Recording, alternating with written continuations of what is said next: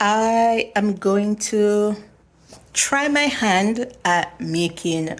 I'm going to try my hand at making my own yogurt. So I'm going to use this as a starter culture.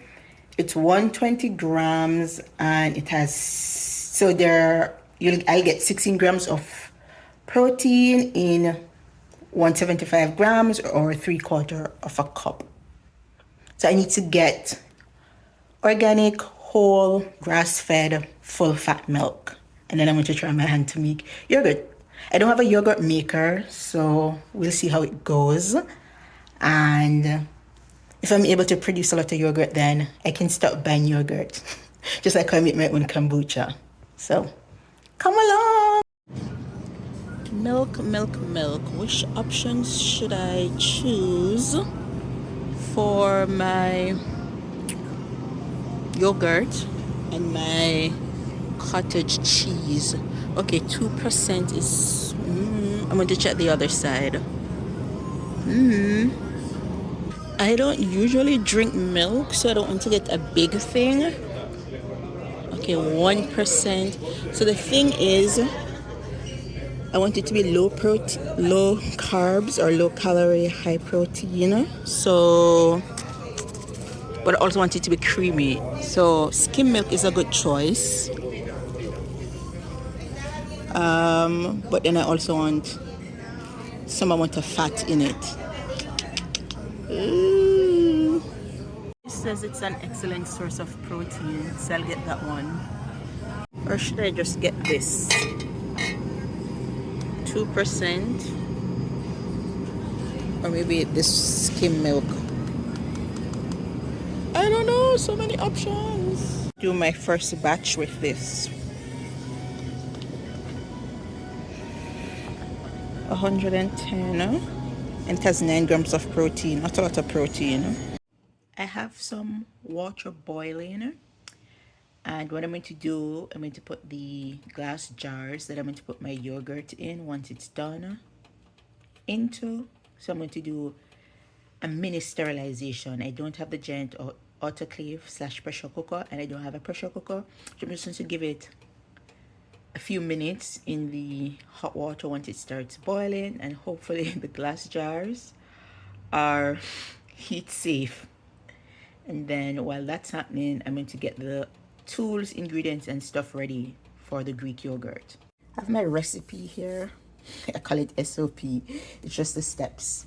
So I have a saucepan, and I decided on the 1% partially skim milk.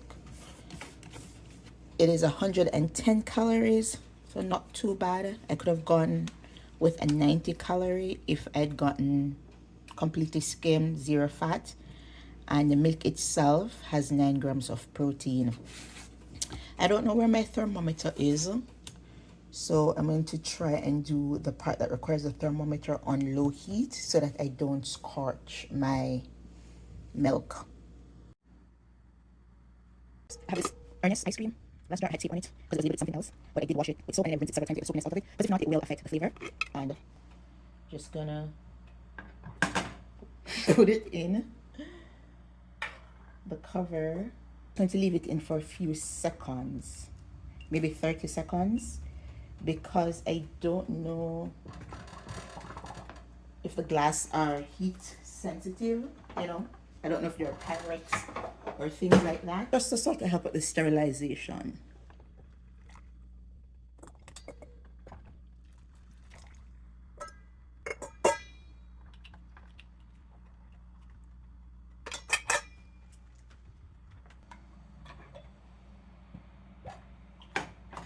Actually, I don't think I'll be making a lot of yogurt, but I'd rather have more than enough containers that I'll need than not enough. So the same thing, a few seconds in the hot water.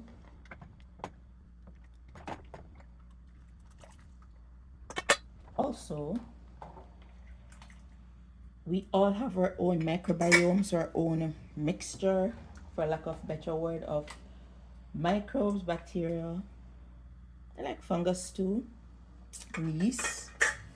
in our environment on our bodies. So I'm using my own prebiotics. I'm not introducing foreign ones, like ones that I've lived with will be in my yogurt and the things that I make. So the recipe that I have is to make a liter, but I'm not going to make that much because I don't think I'll be going through the yogurt that fast, so I don't want to make too much and then it goes bad. So I'm going to make half. So I'm going to make 2 cups. So as again I said, I chose partially skimmed. If I went to it full skim, then there'll be no fat, and I wanted to have some fat in it. And it is still not too much calories. So my goal at the end is to have sort of low calorie and high protein content. This milk itself has 9 grams of protein, and when I buy Greek yogurt, it's often like 17 grams, sometimes 18 grams, and 90 calories. Here's a quick overview of the fermentation process. Milk contains the sugar, lactose, and the lactic acid bacteria that is present will turn that into lactic acid. So the milk into lactic acid drops the pH. So that's why you have that tangy, sour flavor of yogurt, especially plain yogurt. Also, the lactic acid will enmesh the milk protein, and this causes thickening. And I'm going to put it on low heat. So I want to heat it to 85 degrees Celsius or 185 degrees Fahrenheit. So right now I have it on medium, and I'm going to stir occasionally or intermittently so that the milk isn't scorched. And the reason for heating it is to get off any bad bacteria or contaminants that I don't want in it. And maybe 85, seeing that I don't know where my thermometer is, would be just tipping some of it on the back of my arm. And if it's lukewarm, then great. Okay, I think it might be up to temperature. I'm going to turn it off. The reason I said I think it might be up to temperature is because it smells like when I was little and my mom or grandma were scalding milk when they bought it from the milkman, like some milk that came straight from the cow, fresh, and then they would boil it to pasteurize it. I'm getting a faint smell of that, and I actually don't like that smell. So just like you test like a baby's bottle. Okay, it's a bit warm. So okay, what I'm going to do, I'm going to remove it from the flame and let it cool to about 40 to 46. Stirring because even though I took it off the flame, it is still steaming, which means that it was approaching boiling point. So while it is cooling down, since I don't have a starter culture for the yogurt, and I'm not going to use it, and I don't have a yogurt maker and stuff like that, I'm just going to use 2 tablespoons of Greek yogurt that I usually buy. And I usually just buy plain Greek yogurt. This one is 120 at 16 grams of protein. So once this is cooled down to about 40 to 46, I'll whisk in the 2 tablespoons of plain Greek yogurt that has live bacterial cells.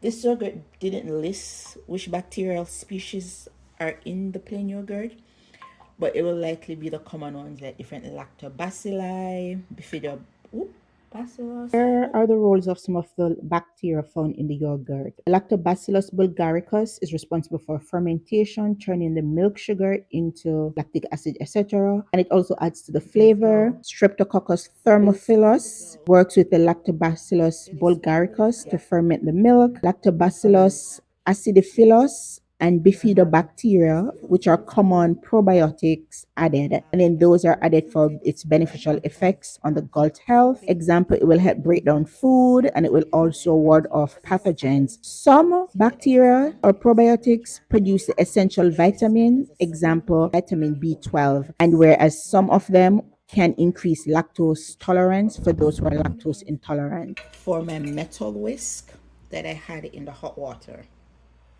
Well, the water is no longer hot. So I'm just going to whisk it in. I don't know, I still see steam coming off of it, but I hope it's not hot, because if it is, it will kill the lifestyle that I'm putting it in. Okay, maybe I should have used a silicone whisk. I'm hoping this isn't destroying the lining of my pot.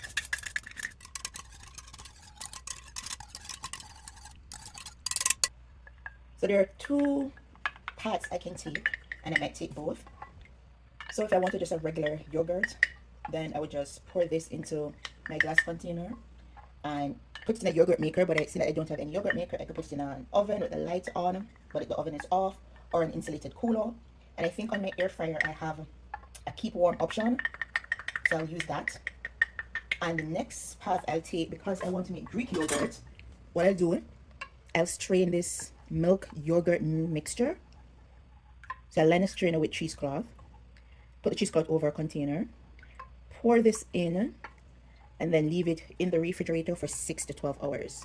The longer you leave it, the thicker and sourer your yogurt will become, like the fermentation of it. So I might not go to 12 hours because I don't like my yogurt to be too sour, but I like a thick, kind of full mouth feel. And because I'm not planning on necessarily eating it, I'm planning on using it in my smoothies and stuff like that, or if I make chia pudding. I feel like my yogurt starter is well combined in the milk.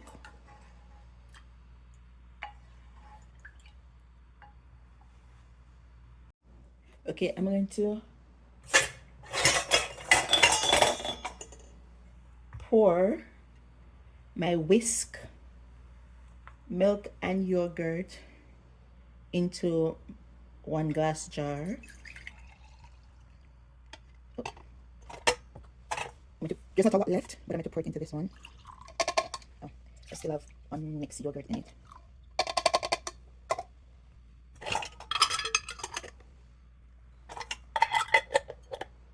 The light in my oven is broken, so I'm going to put them in my air fryer. I think it has a keep warm feature. I don't know how. Does it go to... Oh wow. I don't think it goes to 6 hours, but maybe I'll do the highest it goes to. Okay, I'm going to do 6 hours. No! Okay, it's too tall, the lining out. Okay, great, sure, there. There we go. Hopefully it doesn't require a lot of energy. But hopefully I have yogurt and I'll strain it to get Greek yogurt. I hope it works. Don't mind the color of my cheesecloth. I used it to strain my sweet tea base for my kombucha, and the base had black tea. The keep warm temperature on the air fryer was too hot, too high, so I put it in the oven and I turned it off, or barely turned it on. So this one, I can see it forming. I think it's been about 8 hours. Ooh. Okay, I might leave it a bit longer to get some of the liquid out, or I could strain off that. That is probably the way. This one has more liquid, but I'm going to strain it and leave it in the fridge overnight, because I want one of them to be Greek yogurt, and by straining it in the fridge overnight, I guess it will make it more Greek yogurt.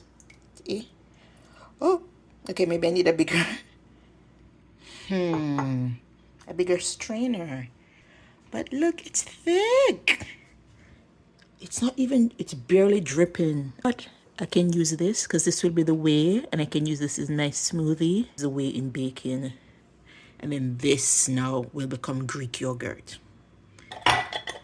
Nice. All right, thank you for stopping by for another episode of Science in the Kitchen.